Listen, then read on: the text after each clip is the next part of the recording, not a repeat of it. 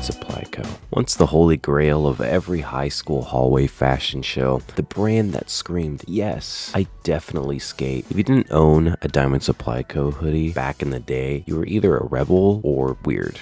And if you did have one, congrats. You're allowed to stand slightly closer to the popular kids at lunchtime. But here we are, years later, and Diamond Supply Co. has basically vanished, gone. It's not trending on Instagram, it's not being name dropped in rap songs, not even a sale at Philly's clearance rack. So what happened? Let's rewind to when bolts were cool. Let's set the scene, guys. It's 1998. People still rented VHS tapes back then and went to, what, Blockbuster? And a man named Nick Terche, who would later dub himself Nicky Diamond, because why be humble when you could be shiny? He launched Diamond Supply Co. in San Francisco. And what was his brand's hot debut item? Skateboard hardware. That's it. Bolts. Literal screws. But these weren't just any bolts. These were hella tight bolts. Oh yeah. That was the actual branding. If you are going to spend $4 on skateboard screws, you better feel like you're part of an elite club. Eventually, Nick moved operations to LA and teamed up with Girl Skateboards. A real power move. This partnership gave Diamond a distribution glow up.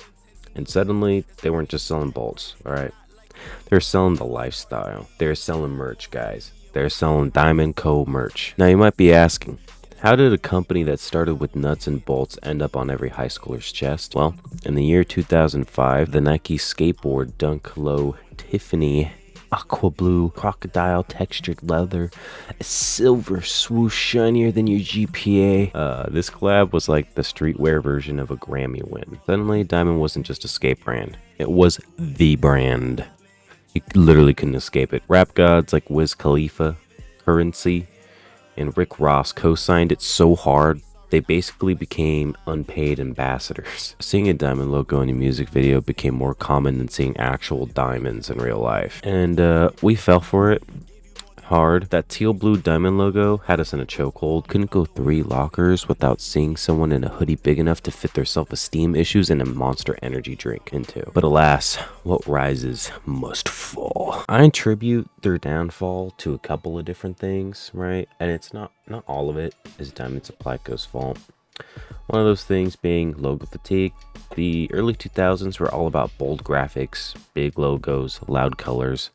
You wanted your shirt to yell at people before you did. But then minimalism arrived. Before minimalism, do you all remember those like ugly YOLO t-shirts? That's the kind of I'm talking about. Suddenly, everyone wanted to dress like a ghost. Who listens to Frank Ocean in the rain? Quiet colors, tiny logos, neutral vibes. Diamond didn't get the memo. They basically just stayed the same. While other brands evolved, or at least pretended to, Diamond kept going Diamond. They didn't switch it up. And honestly, you gotta put some respect on that. But unfortunately, they didn't invent. They said, if it ain't broke, keep selling the same from 2010 until it's retro again.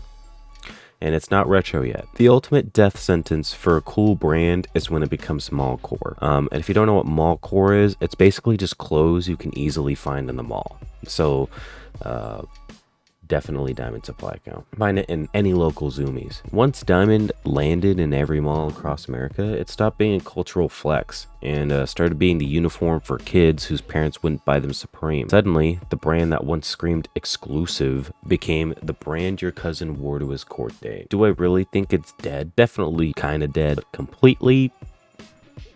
Not quite. It still exists, it still drops collabs, it's still trying, but is it cool? It's not like front row fashion week cool anymore. It's more like, I found this at Ross for 12 bucks cool. And that's okay.